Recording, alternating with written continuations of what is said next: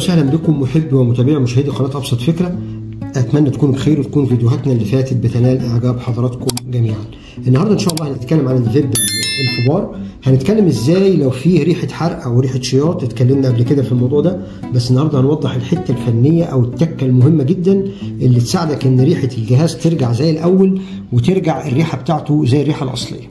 طيب هنقول ايه الاول؟ الطريقه اللي احنا بنفك بيها الجهاز قلناها في كذا فيديو برضو، بس نكرر عشان الناس اللي ما شافتش الفيديوهات القديمه. بنمسك الجهاز ماسكه محكمه بايدينا، بنضغط ضغطه جامده بصباعنا هنا، نقلب الجهاز الناحيه الثانيه ونضغط ضغطه ثانيه على الناحيه العكس زي ما حضراتكم شايفين. هيفتح معانا بكل سهوله. نتاكد ان الجزء ده ما اتسحبش معانا عشان الاسلاك بتاعه البطاريه ما تتخلعش منه. طيب لو احنا بصينا هنا هنلاقي فيه الفلتر الصغير دون، ادي الفلتر دون. ده لما بيتشبع بالمنظر ده، ممكن كمان كده نطلعه اهو.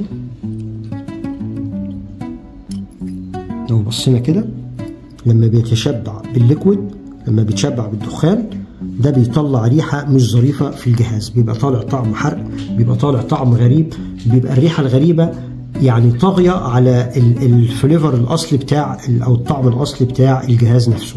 هنعمل ايه؟ هنجيب فلتر زي ده جديد وهنستبدل الفلتر ده بفلتر تاني. بكل بساطه المفروض الفلتر الجديد يبقى اللون بتاعه باللون المنظر الجميل الناصع دون. تمام، ادي فلتر تاني منظر صغير المقاس بتاعه.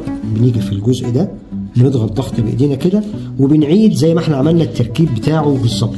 نتاكد ان الجزء الجلد دون، الجزء ده نتاكد انه قافل بشكل كويس، عشان لما بنيجي نشد السحبه بتاعتنا من فوق، لما نيجي نشد السحبه بتاعتنا من هنا ما تجيبش الريحه بتاعت التشغيل نفسه، ما تجيبش الريحه بتاعت البطاريه، ما تجيبش الريحه بتاعت الاسلاك والسويتش والكلام البلاستيكات اللي هي بتبقى ريحه غريبه شويه عن ريحه طعم الدخان والطعم اللي احنا بنستخدمه في الجهاز. بنركب دي كويس جدا ونتاكد انها قفلت بحكام. ركبنا الفلتر بتاعنا وبنيجي في التقفيل بتاعنا وبنضغط ضغطه جامده كده الاتجاه المظبوط. قفل معانا الجهاز بكل سهوله. ما كملناش دقيقه بالظبط في تغيير الفلتر الخاص بالفبار. شكرا جزيلا واتمنى الفيديو يعجب حضراتكم، واللي يعجبه الفيديو يا ريت يتكرم علينا ويعمل لايك، واللي مش مشترك معانا في القناه يا ريت يشرفنا بالاشتراك.